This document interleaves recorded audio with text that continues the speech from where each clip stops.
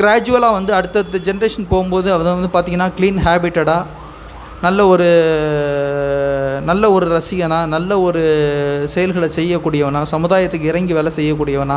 தன்னோட பொறுப்பை நடந்து செயல்படக்கூடியவனா,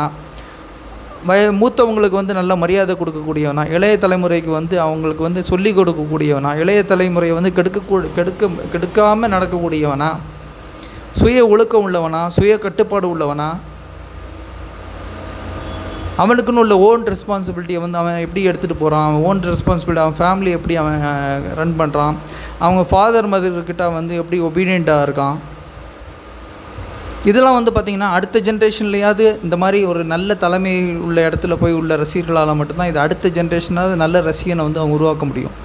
அதுக்குண்டான விதையை வந்து நம்ம இப்போவே விதைக்கணும். அந்த விதையை உருவாக்கக்கூடிய இடத்துல நம்ம இந்த சுச்சுவேஷனில் இந்த டைமில் நான் பேசிகிட்டு இருக்க டாபிக் வந்து பார்த்திங்க அப்படின்னா, இந்த டைமில் நம்ம கரெக்டான விதைகளை